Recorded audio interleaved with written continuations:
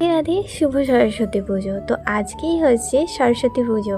হ্যাঁ, এখানে দেখো আমি সমস্ত মাটির ভাঁড়ে এই যে ডিজাইনটা, মানে ডিজাইন বলছি, এই যে মানুষের যে চিহ্নটা আঁকতে হয় সেটা আমি এঁকে নিচ্ছি। এটা সকালবেলা আগের দিন রাতে আমি এখানে আটা এবং হলুদ দিয়ে মিক্স করে মাখিয়ে রেখেছিলাম।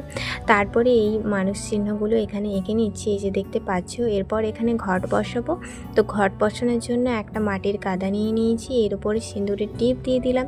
তারপরে এর উপরে পঞ্চশস্য, পঞ্চগুড়ি, ফুল, দূর্বা ঘাস এইগুলোই দিয়ে দেব।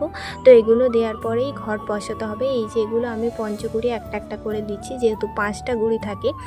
তো প্রত্যেকটা দেওয়া হয়ে গেলে তার উপরে ফুল এবং দূর্বা ঘাস দেওয়ার পরে আমি ঘট বসাবো। আর ঘটের মধ্যে হলুদের গাঁট একটা, আর আতপ চাল কিছুটা পরিমাণ, তারপরে একটা সুপারি, 1 টাকার কয়েন, তারপর জল রাখতে হবে।